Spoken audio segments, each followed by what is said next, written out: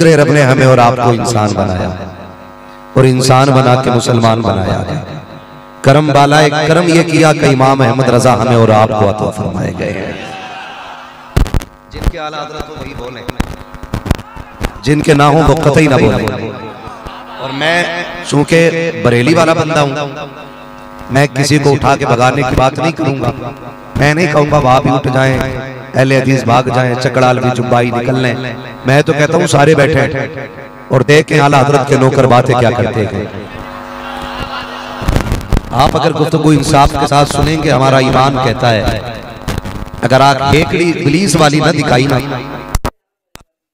कहना पड़ेगा मैं मुजरिम हूं आका मुझे साथ ले ले के रास्ते में है जा बजा जाने वाले। शुक्र रब का उसने इमाम अहमद रजा हमें अता किए। मैं अपने नौजवानों से चंद जरूरी बातें कर लूं। नौजवानों, बहुत लोग मार्केट में फिर रहे हैं और जब से ये सोशल मीडिया का दौर आया है ना, तब से बहुत सारे आवारा लोग भी लगाम हो गए। हमारी कौम के भी चंद नौजवान दीन मस्जिद के इमाम से नहीं सीखते, मदरसे में पढ़ाने वाले आलिम दीन से नहीं सीखते, दारुल उलूम दारुल इफ्ता में बैठने वाली ऐसी शख्सियतों से नहीं सीखते। अब तो जेब से मोबाइल निकाला और प्लम्बर से पूछते हैं नमाज कैसे पढ़ी जाती है। समझ गए? प्लम्बर इंजीनियर से, वो इंजीनियर नहीं, जब उससे टोटियां नहीं जुड़ी मौलाना अकबर अली साहब, जब टोटियां नहीं जोड़ सका तो फिर वो दीन सिखाने निकल पड़ा है।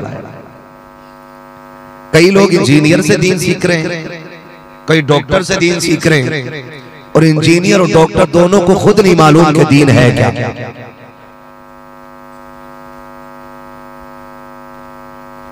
इन्हें खुद नहीं मालूम है। हमारे नौजवान हजरत अब मस्जिद में टांगे फैला के खड़े होने लगे। हमारे नौजवान दो चार यूं करने लगे है। जिसे कुरान पढ़ना नहीं आता हो, जो कहता हो हम मंगोलों की औलाद हैं, वो हमें हुजूर का दीन सिखाएंगे। आपसे एक छोटी सी बात पूछना चाहता हूं, अगर आप मकान बनाएंगे तो किससे मशवरा लेंगे? बोले बोले भाई, जो चिनाई का मिस्त्री होगा वही तो मकान बनाएगा। बोल सकते हैं ना इतनी बात? खेती के बारे में कौन बेहतर जानता है? बोले सारे, सब नहीं बोल रहे। मुझे लग रहा है कि पता नहीं खेती का मतलब नहीं समझ रहे। खेती के बारे में बेहतर कौन जानता है? पेंट के बारे में बेहतर कौन जानता है? सोफों के बारे में बेहतर कौन जानता है?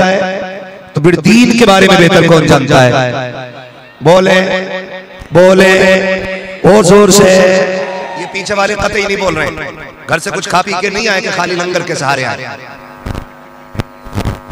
कई बार ऐसा होता बगैर खाया जैसे कि तबर्रुक मिलेगा। खाली तबर्रुक के सहारे ना आया करो, थोड़ा बहुत घर खा के आया करो ताकि बोलने की ताकत बनी रहा करे। मेरा कहने का मतलब सिर्फ इतना है, सिर्फ इतना है मेरा कहने का मतलब। हम मकान बनवाते तो अच्छा मिस्त्री तलाश करते, पेंट कराते तो अच्छा पेंटर तलाश करते, सोफे बनवाते तो अच्छा कारीगर तलाश करते। क्यों?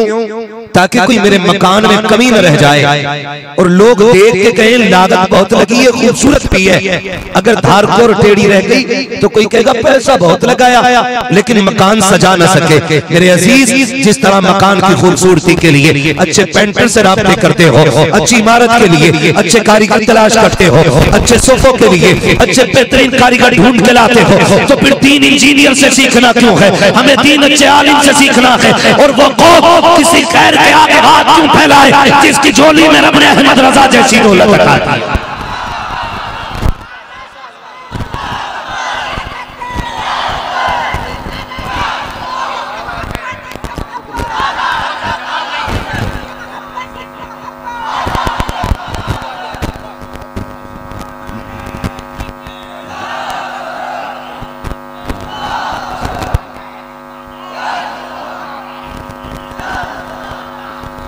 मरहबा।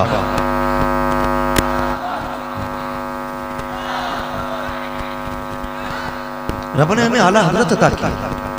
कौन अता की? इश्क मोहब्बत, इश्क मोहब्बत।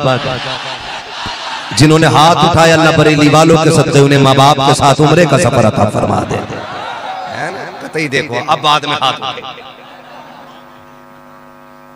उसके साथ बिना फायदे के कौन हाथ।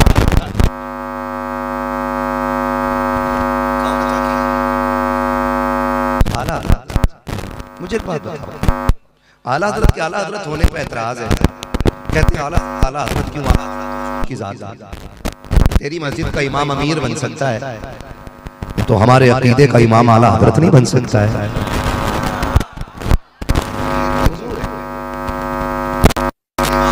हमारे नहीं हो सकते। नहीं वो असल में 40 बंदे होते हैं ना जो थैलियां लेके इधर उधर जाते हैं, वो उनके अमीर होते हैं। तो मैंने कहा तेरा 40 का अमीर है, मेरा 4 करोड़ का आला हज़रत नहीं हो सकता है। सीधी सी बात है भाई, क्यों लड़ने पे लगे। आज हालात मैं कहता हूँ पढ़ने की जरूरत है, आला हज़रत को पढ़ने की जरूरत है। मुझे नाज है कि रब ने मुझे सुन्नी बनाया। हम अहले सुन्नत है, हमें इस बात पर फख्र है हमारे अकीदे के रहनुमा को आला हज़रत कहा जाता है। किस लिए कि हमारे अकीदे नाली के इकट्ठे नहीं, कौसर और ज़मज़म के धुले हुए अकीदे हैं हमारे।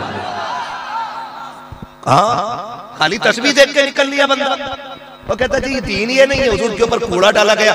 उन्होंने तो देखो बद्दुआ नहीं दी, दुश्मन को दुआएं दी और तुम निकाल के भगा देते हो। मैंने कहा देख हमारा ये अकीदा भी उमर फारूक आज़म के कदमों से मिला है। हम जानते हैं हुजूर का खाओगे तो हुजूर का खाओगे तो हुजूर का। बोल क्यों नहीं रहे सारे? करवट में देखो तो सही, कितने कच्चे अकीदे वाले बैठे, कितने पक्के वाले बैठे। हम अहले सुन्नत हैं, जिनका खाना उनका, जिनका खाना उनका। पढ़ने की जरूरत है, बिगड़ने की जरूरत नहीं।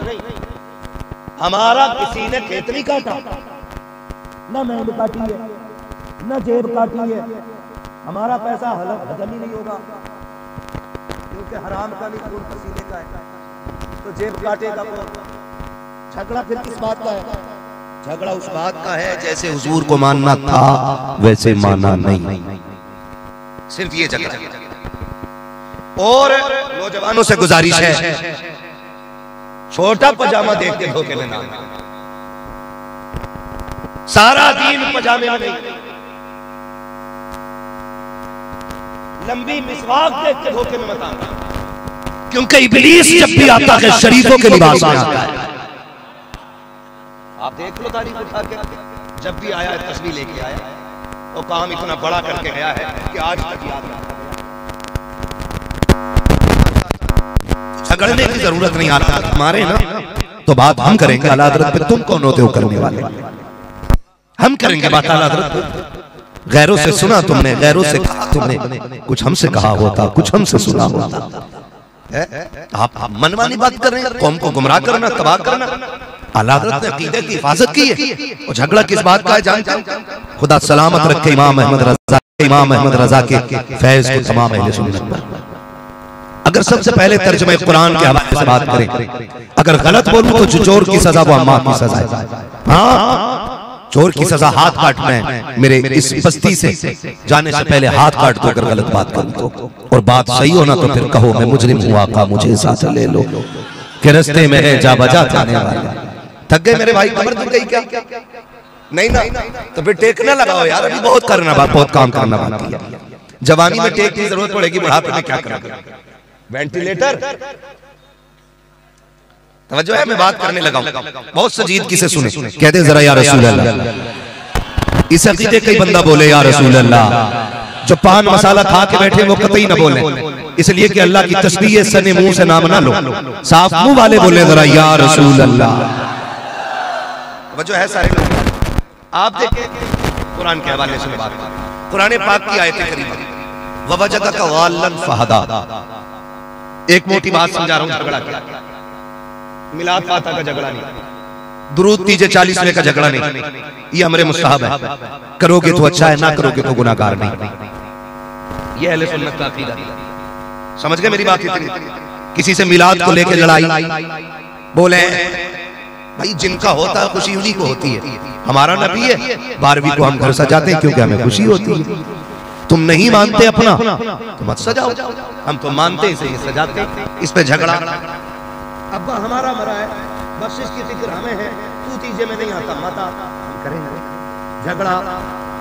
अब्बा हमारा है, 40 माह करेंगे हम ताकि वो बख्शा जाए, तू नहीं आता माता, झगड़ा झगड़ा।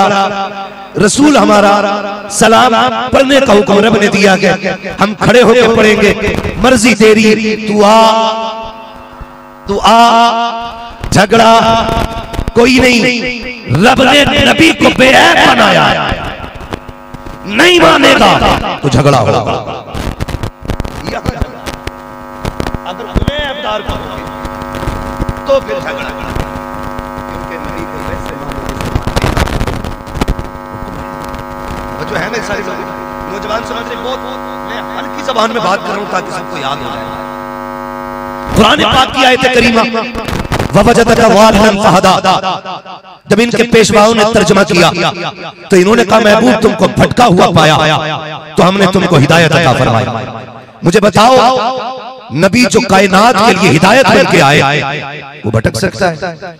बोले जो भटका हुआ वो किसी के लिए हिदायत का सबब बन सकता है? बिगड़े हुए के पीछे तुम नमाज पढ़ सकते हो?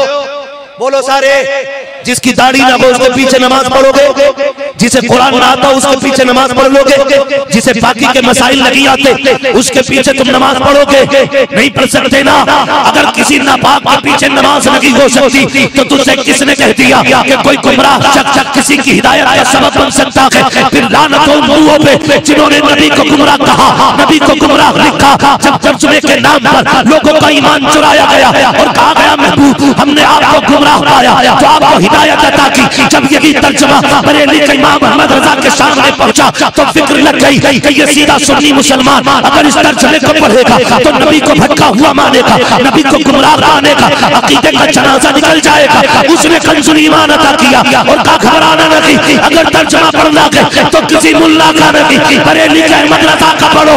का लिखा क्या है कि नबी गुमराह नहीं है, नबी हिदायत याफ्ता है और हिदायत का मिंबर है, हिदायत का मकसद है। अब बताओ अहमद रजा तर्जुमा क्या है? का गुमराह ना कहना, तर्जुमा ये है महबूब हमने तुम्हें अपनी मोहब्बत में वारफ्ता पाया तो हमने तुम्हें अपनी जानिब हिदायत दी।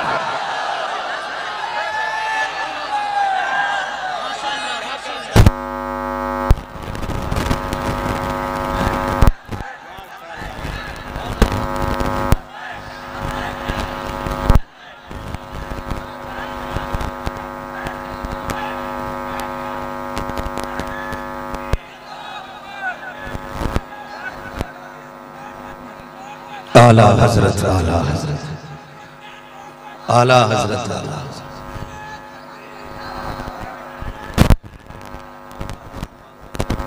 चलूं आगे? थके तो नहीं है ना अभी? आपकी मोहब्बतों को सलाम। इतनी रात तक आप बैठे रह गए तो मेरे भाई खाली ना जाना, खाली ना जाना, कुछ लेके जाना है। मैं बहुत ज्यादा आपका वक्त नहीं लूंगा, सुई बड़ी तेज बनी चल तो मैं जरा बात करूंगा। भाई मैं पीर साहब नहीं हूं, मेरी बात सुन लो। मुझे चूमने से ज्यादा मुझे सुनना जरूरी है। मुझे चूमना इतना जरूरी नहीं जितना मुझे सुनना जरूरी है। ओ भाई मुफ्ती साहब क़िबला तशरीफ फरमाए। ए बेटे बैठ, मत उठो यार, फिर जब जगह ही नहीं मिलती बैठने की। बैठे बैठे बैठे। अजीब मिजाज है, चूमने के चक्कर में ये कोनी। ये मुफ्ती साहब क़िबला तशरीफ फरमाए। अगर धक्के का डर हो तो हजरे अस्वद को चूमने की इजाजत नहीं, तो कोनिया मार कर मौलवी को चूमने में कौन सा सवाब है जी? चूमने से ज्यादा जरूरी है हमें सुना जाए। हाँ, हमारे हाथ पैर दबाने से ज्यादा खुशी तब होगी जब एक बंदा ये कहेगा मौलवी तेरी एक बात में अमल कर बैठा। ये चूमने के लिए नहीं होती, ये सुनने के लिए होती। मोहब्बत है लेकिन काबू करे। मैं जानता हूं जी चाहता होगा हाथ चूम ले, पैर चूम ले, लेकिन कंट्रोल करे। मेरे इमाम ने कितना बड़ा कंट्रोल किया। उन्होंने कहा था पेशे नजर वो नौबहार, सजदे को दिल है बेकरार, रोकिए सर को रोकिए। हाँ यही इम्तिहान है।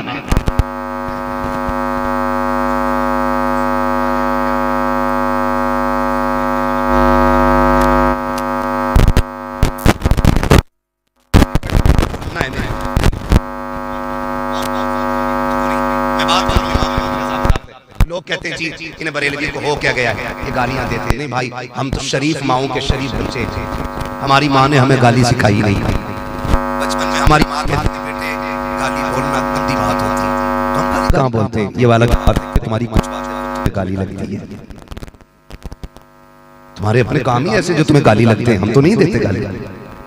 तो जो है सारे लोगों की सभी गुजारिश है अपनी मौक़िफ़ पे मजबूत रहिए, मौक़िफ़ पे शुक्र रब ने जब वो आए उन्होंने सिखाया जान है इश्क़ मुस्तफ़ा, रोज वज़ू करे खुदा जिसको हो दर्द का मजा नाज़े दवा उठाए, जिसको हो दर्द का मजा नाज़े दवा उठाए। बहुत सारी बातें हैं, वो है ना इन्ना फ़तहना लका फ़तहन मुबीना, ये आयत है।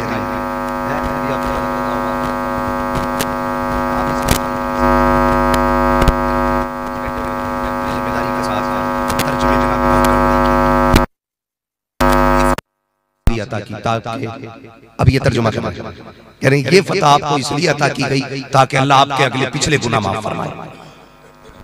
बताओ नबी से गुनाह हो सकता है?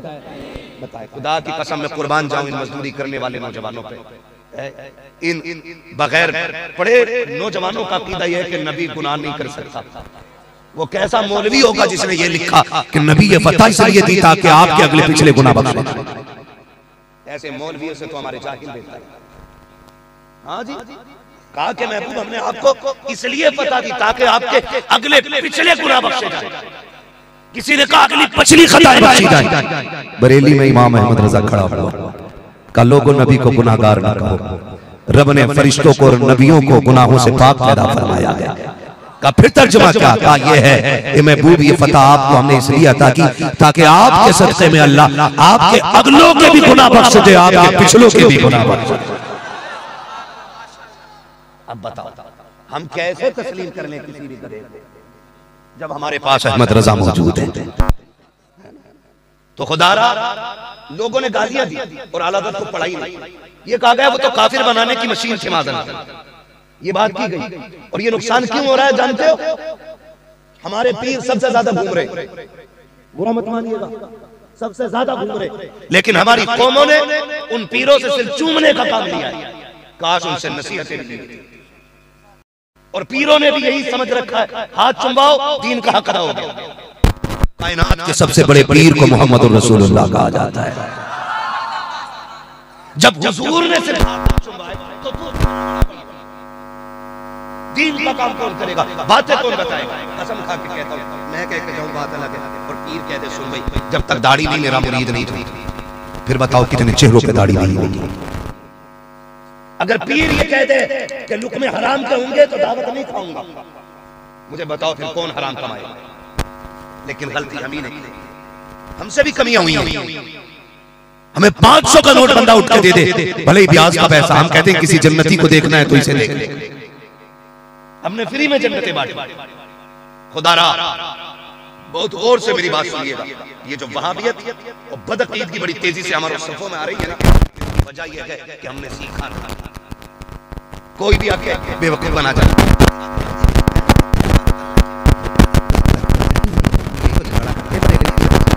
सजदा करते एक मौलवी सजदा करता देखा होगा। मसला क्या हजरत यह है कि मज़ार से 4 हाथ दूर खड़े होकर फातिहा पढ़ी जाए। किसी गवार, किसी अनपढ़, किसी जाहिल की वजह से इल्जाम इमाम अहमद रज़ा पे, गलतियां हमने भी की हैं। और वो गलतियां ये हैं, कभी मज़ार के नाम पे तमाशे हुए, कभी उर्सों के नाम पे नंगा नाच नाचा गया।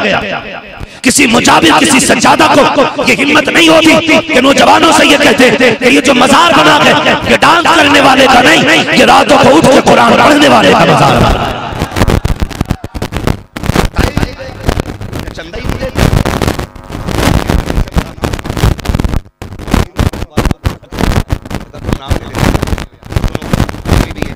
सीधी बात ये है, कहते हैं कव्वाल बुला लो, एक नचनिया बुला लो, वो जवाब देंगे, उसमें फिर नौजवान डूबते। नाम उसका है, बदमाशी खुलेआम हो रही है, गुंडागर्दी। जिस इस्लाम ने बेटी को आबरू बख्शी हो, उसकी कौम कव्वाली के नाम पे, कव्वाली इस्लामी लफ्ज़ है और वो जो होता वो टोटल हरामखोरी होती है। और हमें कुछ बेगैरत बयात आके कहते ये तो सूफियत, ये सूफियत नहीं, ये गुंडाई है, ये गुंडागर्दी है। इसे सूफियत का नाम दे करके इस्लाम का बदनाम ना कर। तुझे सूफी दिखाओ, सूफी सुनो किसे कहते हैं। सूफी नाम है मुफ्ती आज़म हिंद का। तसव्वुफ का हक अदा किया, मुत्तकी बनकर दिखाए इस जमाने में कोई एक मेरे मुफ्ती आज़म का तकवा छोड़कर। सरकारी मुफ्ती आज़म को देखो, आज जितना नंगा उतना ही सूफी, बड़े पहले गिर रहा है, पूरे लटे लटकाए इतने मोटे नग मोती है, बाल यहां तक, कुछ तो चिमटे लिए घूम रहे, शरीयत से दूर और खड़ा हो पहले फिर रहा। क्यों? गरीब नमाज पहनते थे, वो जाहिल गरीब नमाज पहनते तो थे, लेकिन तुझे पता है गरीब नमाज की इबादत कैसी थी? खाली यही चीजें लिए फिर रहे हम लोग। इससे सुन्नियत बदनाम हुई और इल्जाम लगा लोगों ने कहा मसला के आला हजरत गलत, लोगों ने कहा आला हजरत वाले गलत है। सुने, जो मज़ारों को सजदे करते, जो मज़ारों का तवाफ करते, जो बदतमीजियां करते हैं उस उर्सों में, ना वो आला हजरत कोई है ना आला हजरत उनके कोई है। सीधी बात, आला हजरत का उनसे कोई लेना देना नहीं और उनको आला हजरत से कोई लेना देना नहीं। आला हजरत वाले देखने तो उर्स रिजवी में आके देख, एक बरेली का उर्स जिसमें औरत दिखाई नहीं देती, और जितने भी नजर आते सब बड़ी बड़ी टोपियों वाले आते हैं, क्योंकि अहमद रजा को जाहिल नहीं समझे, या तो वो समझे हैं जिनके सीने में इल्म होता है, या वो समझते हैं जिनके सीने में इश्क होता है। सबके सीने में इमाम अहमद रजा की समझ। आपसे मेरी गुजारिश, निकले इन फसादों से, निकले। बंद होंगे इंशाअल्लाह तमाशे, वादा करें इंशाअल्लाह। पहली बात तो उम्मीद करता हूं इधर ये नहीं होगा, और अगर हो भी किसी मजार पे तो कह देना सुन भाई ढोलक नहीं बजेगी, अगर होगी तो हुजूर की नाते होगी, कुरान की तिलावत होगी। करेंगे इंशाअल्लाह ऐसा, वादा करें इंशाअल्लाह, जोर से।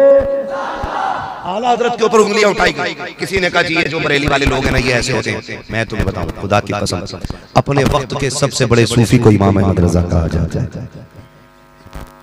सबसे बड़े खुदा तर्स को इमाम अहमद रजा कहा जाता है। ये जो कहते हैं उन्होंने फटाफट फटाफट फटाफट काफिर बनाया, जानते हो? आला हजरत को पढ़ने की जरूरत है। आज ना हम में से कोई बंदा है जो हाथ उठा के कहते जी मैं बख्शा हुआ हूं, इतनी बड़ी महफिल में कोई कह सकता है कि मुझे ईमान पे ही मौत आएगी गारंटी है? कह सकता है कोई? बोलो बोले नहीं ना, मुझसे नहीं।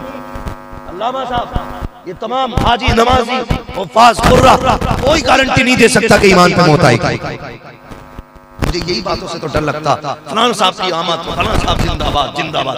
अरे काई की जिम्मेदार, जब तक ईमान पे मौत ना आए जिंदाबाद उसकी होनी है जिसको अल्लाह ईमान पे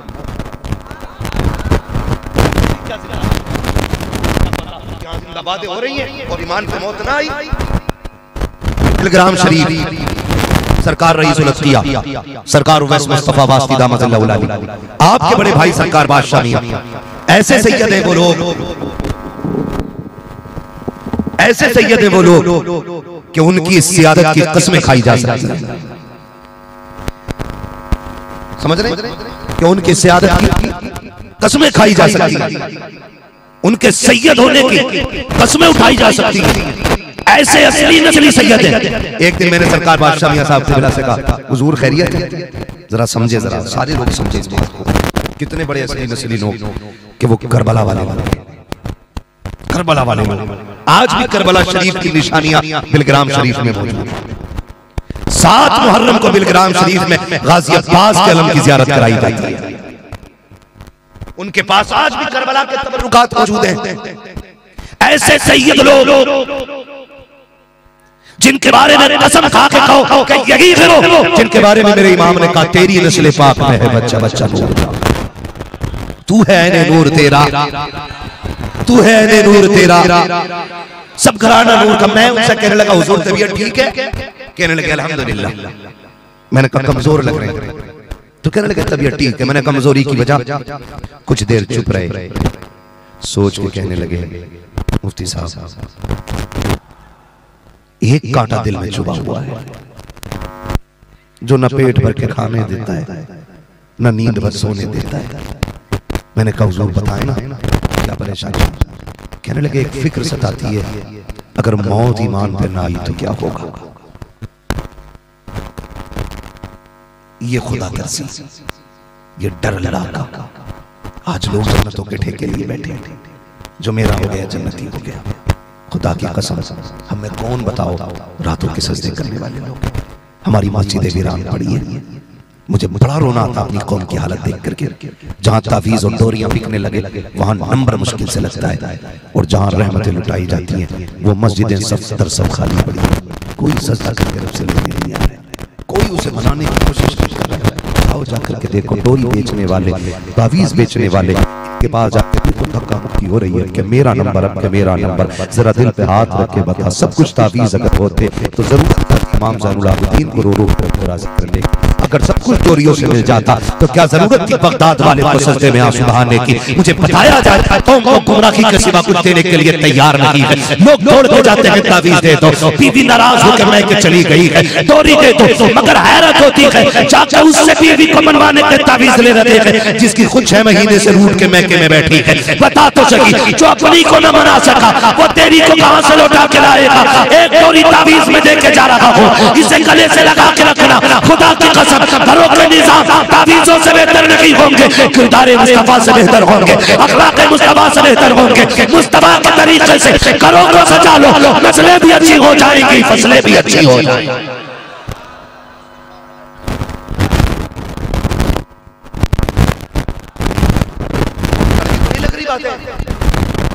और धक्का बरेली वाला तो ये मत सोचना हमारे पेट सब पूरा कह गया, बुरे हैं बंदा बुरा नहीं है।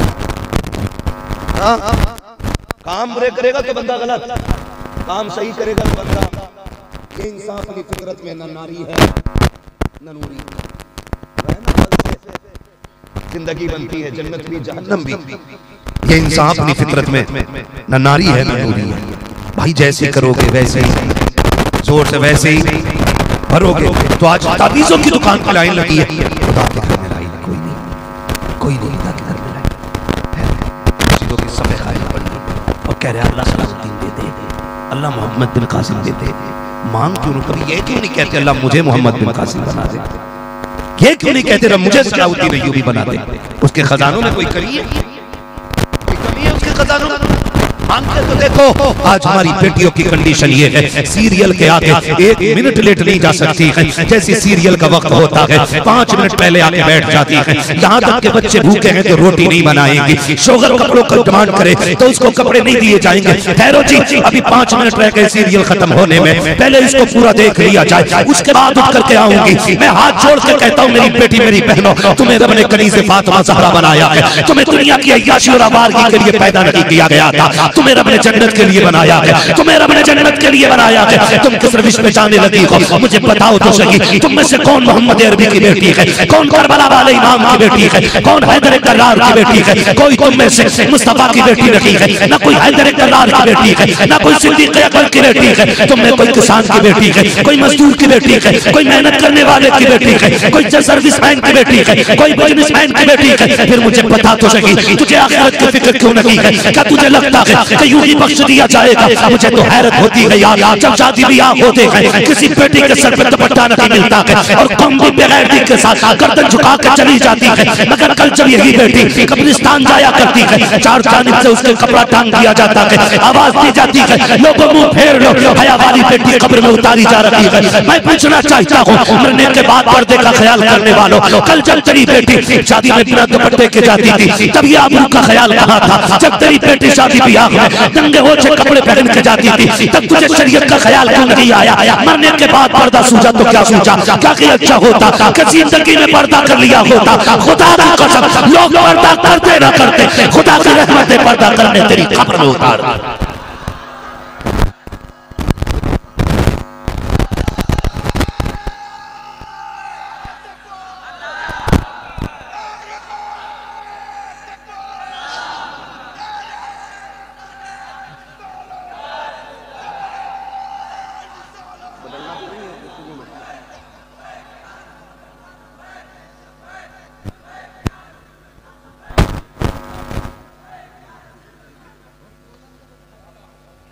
थक गए भाई, थक गए? पिंक जैकेट वाले भैया इधर चले, नाराज हो गए क्या? अच्छा, कुछ जरूरी काम ऐसे होते हैं ठीक करना।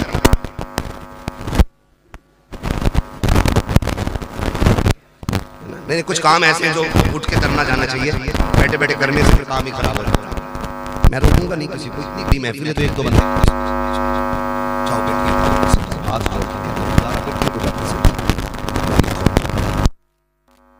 हमारी कौम बर्बाद।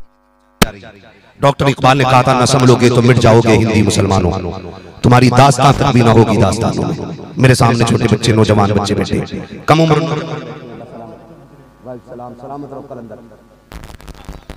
सुनो बस, तो जो है सारे लोग, मेरी बात बहुत गौर से सुनिए। दीवाने की नजरों को जहां देख रहा है, दीवाना खुदा जाने कहां देख रहा है। तुम नहीं समझते हो, है ना?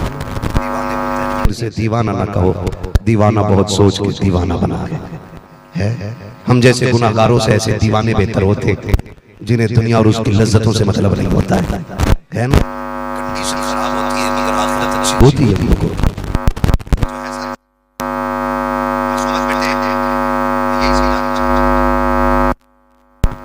हम अगर रोए भी ना तो हमारे गुनाहों का कफारा।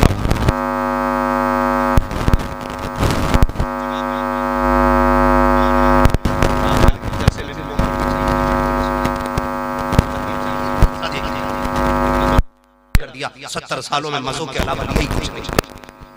सबसे पहले मुबारकबाद पेश करता हूँ मौलाना साजिद रजा साहिब और इनके तमाम रुफ़ाक़ा, साथियों को, दोस्तों को और कमेटी के तमाम मेंबरान को, जिन्होंने अनथक कोशिशों, काविशों और मेहनतों के बाद रज़ाए मुस्तफ़ा कॉन्फ्रेंस का इनेकाद किया और इनकी मेहनतों के नतीजे में हमें और आपको अल्लाह और उसके रसूल का जिक्र करने का मौका मिला। अल्लाह रब्बुल इज़्ज़त तमाम अराकीन कमेटी अहले बस्ती को मौला दिन दूनी रात चौगनी तरक्कियां अता फरमाए और जितने लोग हुजूर के इश्क में यहाँ आके बैठे हैं, मौला करीम बूढ़े बच्चे जवान, अल्लाह सबको बेहिसाब जन्नत नसीब फरमाए। मुअज़्ज़ज़ हाज़रीन इकराम, अभी आपने बहुत ही खूबसूरत अंदाज में नक़ीब अहले सुन्नत की शानदार शायरी सुनी और अक़ीदे के हवाले से बड़ी मजबूत और पायदार शायरी थी। लेकिन ऐसा लग रहा था कुछ लोग जैसे सुन नहीं पा रहे हैं या कुछ समझ नहीं पा रहे हैं। मैं ये तो मुकम्मल उम्मीद रखता हूँ अपने रब के करम से कि यहाँ पर कोई भी बदअक़ीदा नहीं आएगा, इसलिए कि महबूब की महफिल को महबूब सजाते हैं, आते हैं वही जिनको सरकार बुलाते हैं। तो बड़ी खामोशी के साथ आपने इशार सुन लिए। खैर, खुदा आपको सलामत रखे और अल्लाह आपकी नस्लों को आबाद रखे। इस दौर में सबसे ज्यादा जरूरी काम है अपने अकीदे की हिफाजत करना। अल्लाह हम सब के अकीदों को महफूज रखे। उनसे पहले आपने मदाह खैरुल अनाम वासिफ शाह हुदा भाई हाफिज कारी साबिर रजा इलाहाबादी बड़े खूबसूरत अशार अहले बैत के हवाले से, हुजूर के हवाले से और बरेली शरीफ के हवाले से हमने आपने उनसे मिलकर के सुने। मिंबर रसूल पर आफाकी शख्सियत हज़रत अल्लामा मौलाना मुफ्ती ग़ियासुद्दीन मिसबाही दामदल्लाहु अली तशरीफ फरमा है और ये तमाम बुजुर्गान दीन बैठे हुए हैं। इसी सफ़ में हुफ़ाज़ व क़ुर्रा अइम्माए मसाजिद की भी जलवागरी है। गालिबन महफिल की आखिरी कड़ी के तौर पर मैं आपकी बारगाह में हाजिर हूँ। बस मैं उतनी देर बोलने की कोशिश करूंगा जितनी देर आप मोहब्बत से सुन सकते हैं। जरूरी नहीं है कि मैं 1 घंटा गुफ्तगू करूं। अगर आप 15 मिनट सुनेंगे तो मैं इंशाल्लाह 15 मिनट बोलूंगा, और अगर आप 1 घंटे से ऊपर सुनेंगे तो कोशिश रहेगी उससे भी ऊपर बात की जाए। मेरा अपना एक उसूल है, तूफान नूह लाने से आखिर क्या फायदा, बहुत है कुछ मेरी गुफ्तगू को खाली लज्जत के तौर पे ना सुने, या ये सोच करके ना बैठे कि भाई मौलवी को मोबाइल में सुनते रहते थे, आज सामने से बैठ के मुंह देखना है। याद रखिएगा, घर में बैठ के हुजूर की बात सुनना अलग है, जन्नत की क्यारी में बैठ के हुजूर की बात सुनना अलग होता है। ये जहां पे हुजूर के जिक्र की महफिल सजती है ना, अल्लाह उस जमीन को जन्नत की क्यारी बना देता है। तो ये हमारा और आपका मुकद्दर है, अरकान कमेटी की कोशिशें और काबिश मेहनतें हैं कि हमें और आपको ये मौका रब ने नसीब फरमाया है। मैं एक बात अक्सर कहा करता हूँ, मैं फिर ये कह दूँ आपसे कि मेरी बात को तासुब का चश्मा हटा के इंसाफ की ऐनक लगा के सुनना है, और अगर आपको बात हजम हो जाए तो बिस्मिल्लाह, और अगर ना हो तो मेरी मुझे वापस कर जाना। मैं अपनी राय किसी के ऊपर थोपूंगा नहीं। कुछ बातें वो हैं जो लाजिम हैं और कुछ वो हैं जो मेरी राय से होंगी, और राय भी अगर दीन के खिलाफ हो तो फिर मिंबर से उतार देना। इसलिए